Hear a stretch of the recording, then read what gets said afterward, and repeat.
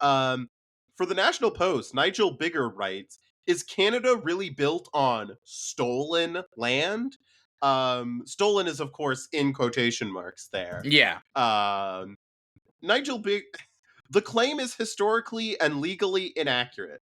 So Nigel Bigger here is going to tell us why, the land that Canada was built on was not actually stolen. You know, I've I'm heard. excited to see what this man has to say on the matter. I'm excited to Nigel sounds like a very sounds like someone who probably really understands what it's like to be an Indigenous person. I do want to say I've heard this argument many, many times. Yeah, The most common version of this argument is that, like, well, we conquered the land, so isn't it ours? And it's like, well, no, we didn't conquer a lot of the land. A lot of the land we signed treaties for that we never respected our side of the bargain for, and a lot of the rest of the land was never like signed over in a peace treaty or anything like that. We were just like, this is ours now, and that was that. And it's like that's not really conqueror's right or anything like that. That's stealing land. yeah, and a lot of time it wasn't like an official government thing either. It was like we just sent people out there, and we're like, oh, I guess they can live here now. Yeah, yeah. Shrug. Or in some cases, we would just send people out there. They would kill all the First Nation people there, and then Yeah. they would just take the land. It's like that's also not stealing. That's just murdering a bunch of people. Like I don't know, man.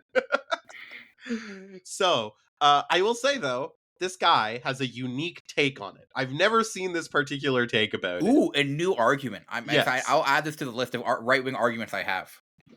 Now, he opens by quoting a tweet from a retired Irish civil servant who was saying that British gaining Australia for Britain was theft, open and shut.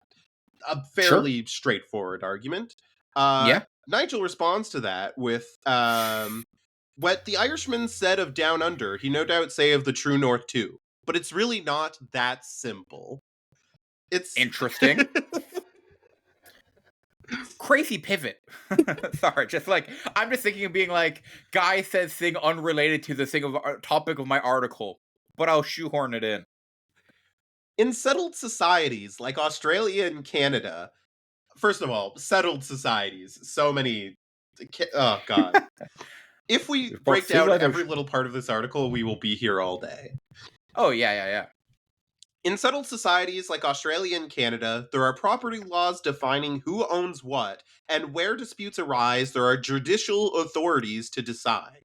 Similarly, between national societies, there are treaties compromising international law, which defines borders and establishes court to arbitrate. Law creates rights. A right is a claim to an important element of human flourishing. Holy Which cannoli! is backed up by the social Dude, institutions. we're defining our terms here, man. Oh my god. One such Anyways. element is the freedom to build a life out of a set of material resources, where we live cheek by jowl with other people, and where resources don't abound. Those people pose a threat to our freedom, since what we currently have in our hands might as well like to take into they might as well like to take into theirs. This kind of situation is susceptible to constant conflict, and since constant conflict doesn't allow for much flourishing at all, except for thugs and warlords, societies have learned the wisdom of creating rules about who has the freedom to use particular things, and to back up those rules by threatening to punish thieves. Okay, we have built a foundational logic on why laws should exist. Also, Sometimes. taken completely at face value, like if you're going to argue at this level of politics, at this level of like even just philosophy, you have to give in at least a little bit to the idea that these things are maybe bad. Like, Yeah. you Well, yeah. I mean, it's so funny because that was such a word soup of just not even like a word soup, but it was just like listening to it. I was like starting to follow along with some of the argumentation of it all. As I'm like trying in my head, I'm trying to like go back to my syllogism class, my critical thinking classes, and I'm just like interesting. suppose then, so many suppositions here. These kinds of Yeah, arguments. yeah. You always hear like suppose, assume, let's say, and it's just like shut the fuck up, man. I'm gonna shove you in a locker, you nerd. Just tell me you want a concentration camp. I'll just, we're doing all this. We're doing all this. Just tell me you want to put him in a camp. I mean, that's the thing. I would like at least understand if he just said all the other arguments where he was like, well, it's our land now. Fuck the First Nations. Like, that would at least be Yeah. something that I'd be like, okay, whatever. You're another fucking conservative. But this guy is trying to like define a million terms so he could argue in legalese about how it actually Yeah. is. Oh boy. Suppose then a situation where members of two very different societies encounter one another for the first time. Since these societies have made no treaties with each other, there is no international law to regulate their interactions. The freedom of each to use resources such as land is highly insecure, for neither party has a legal right to property.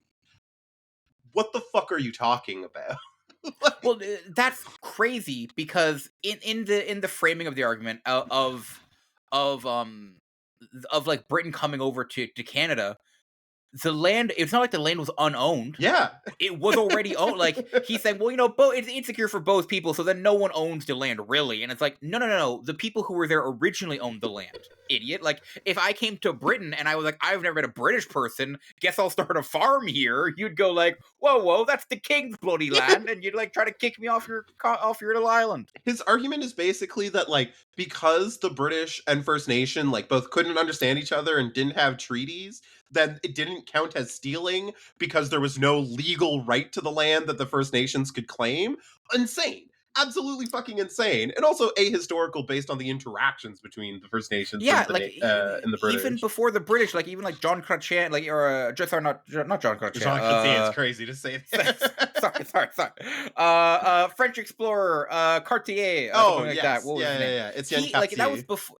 Yeah, that was like one of the first European expeditions into Canada, and he was known to have had ways to communicate with the indigenous people. Like we figured it out like for a long time. Really quickly how to talk with them. What the fuck is this guy talking about?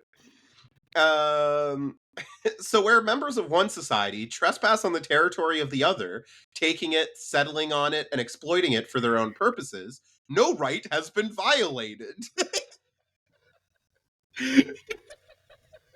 Brother, what?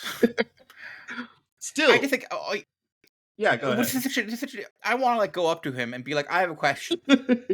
If the intergalactic order finds Earth and sends a spaceship, should they be allowed to like say they can't communicate with us because their form of communication is so alien to ours because they're legitimate aliens?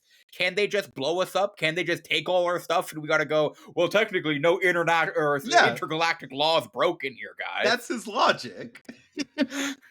Also, does this mean like if China decides to like kill all interpreters, does that mean they just have a right to everything everywhere because no one can communicate with them? Like, absolutely insane. What are you talking about?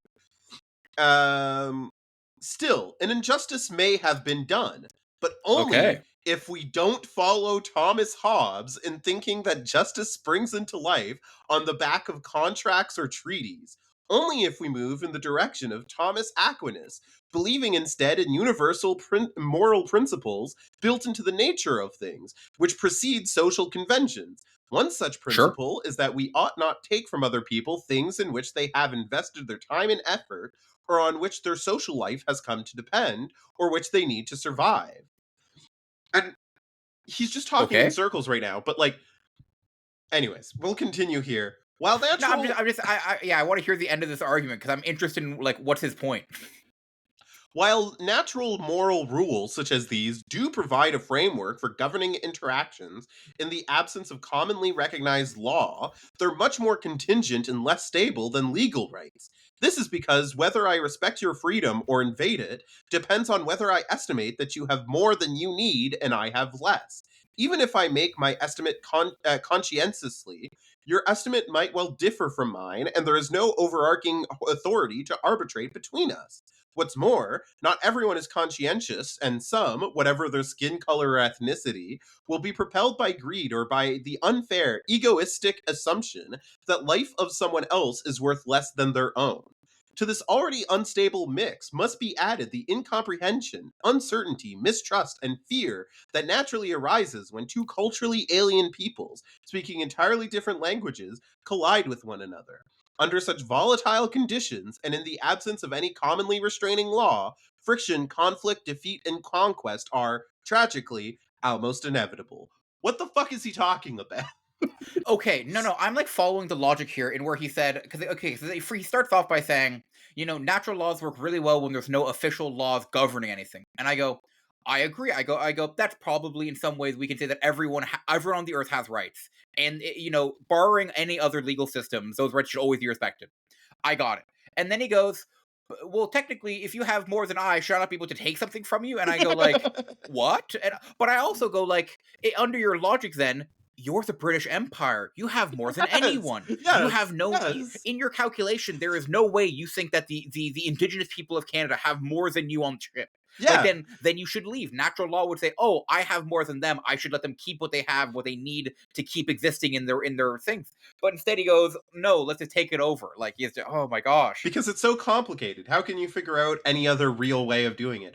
Also, there's this constant assumption in this writing that like there is no moralness like put onto what legal means. Like yeah, legal is just naturally understood as good in his writing, but like again, the example I always come to, it's extreme, but it works. The Holocaust was legal in Nazi Germany. You know what I mean? Like, yeah, legal doesn't mean jack or shit. Legal is what the society that dominates decides it means. It doesn't, like, you can't say, you cannot put any moral authority onto what legal is because legal is defined by the society. This is a completely null argument here, especially when your argument led to the genocide of the native population. Like, yeah. Like, yeah, I'm currently just considering this argument. I'm just like, what a because I'm like, even the points he's making, I feel like don't support his argument unless right? you go, well, yes, but then the British, because at one point he kind of added the addendum, all this is stipulated that the people who are doing it aren't greedy, and I'm saying, so in my head, I'm like, yeah, your argument basically saying, well, the British were greedy, and so decided that they needed more. Yeah.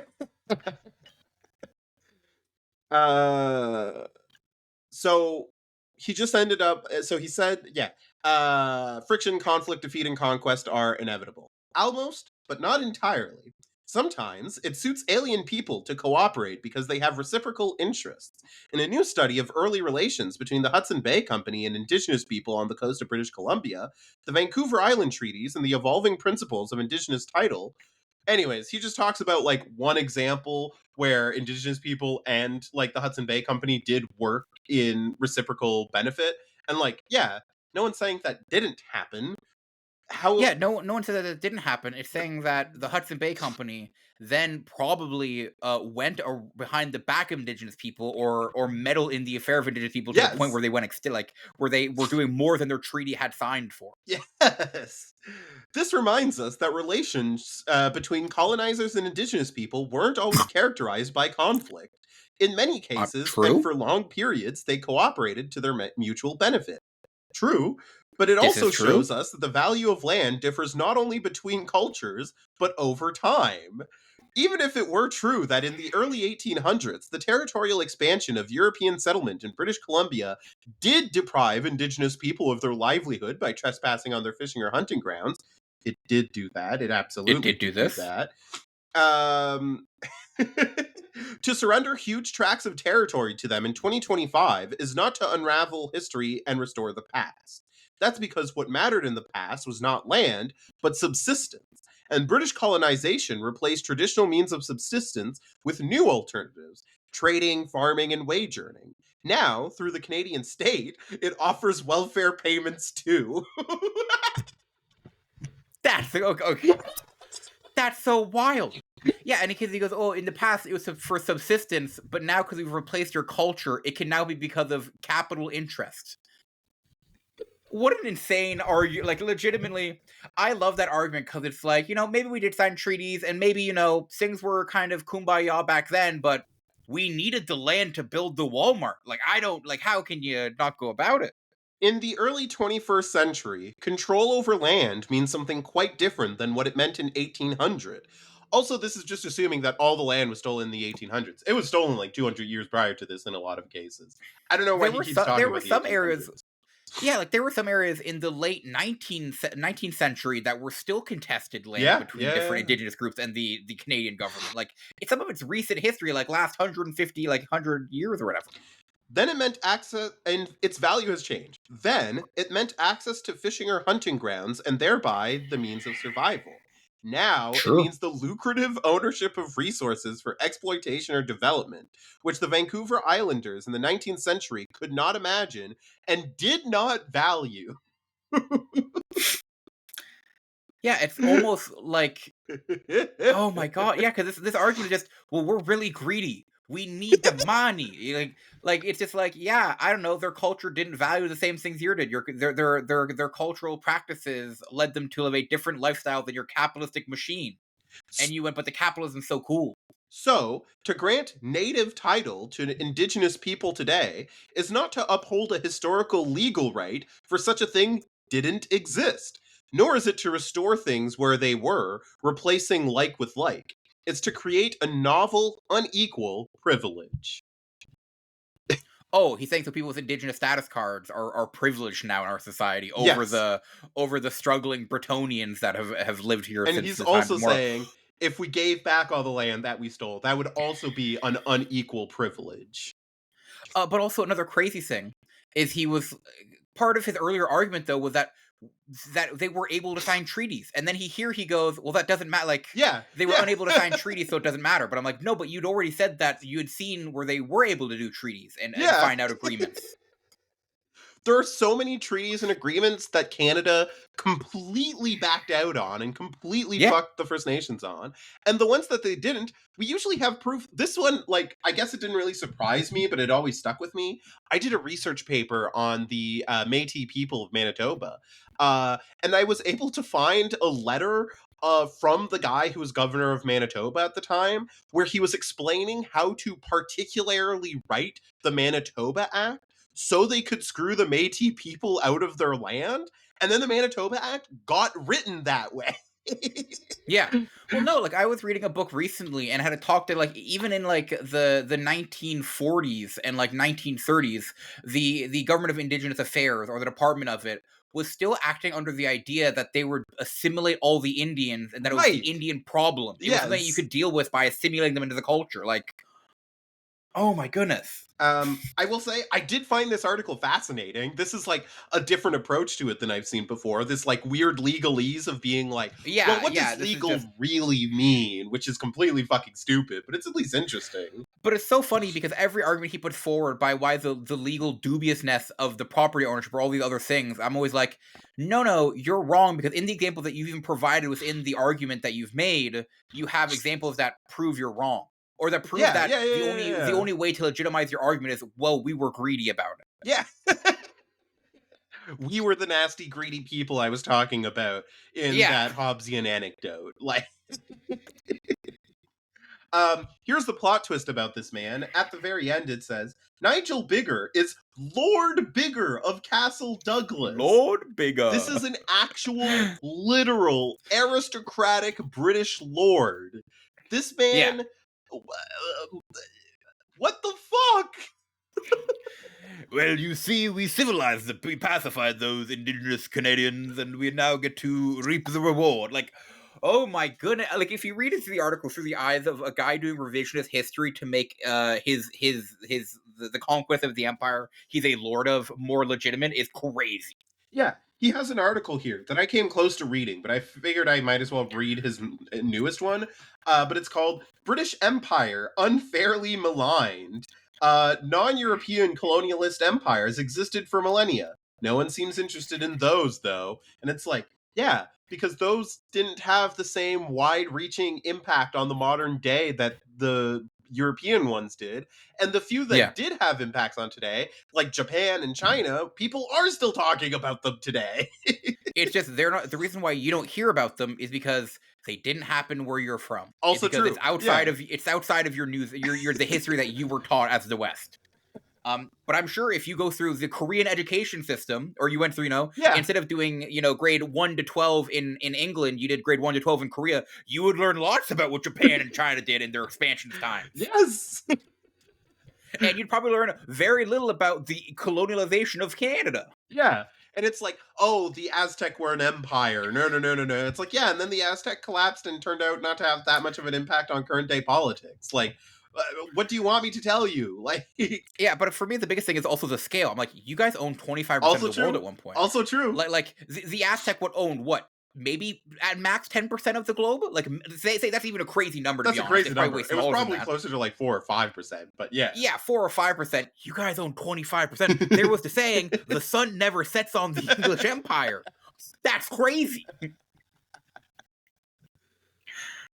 Yeah, no, completely fucking agreed. I think this is because this is such a funny thing, and to be honest, it'll probably happen more and more, if not already happening. If the like the reestablishment of the British Empire as a force of good, as we kind of recontact, they're going to try to the right's going to try to co-opt it and make it seem like it wasn't a bad thing now.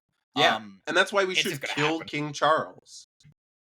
Well. I'm not going to say all that. I do like the king. I think he should be allowed to have as many corgis as he'd like. Do you have Um, any thoughts to close this out, Bailey?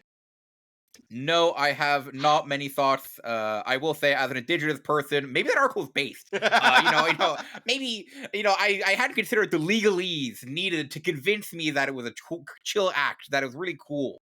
Thank you so much, everyone, for listening. Have a good weekend.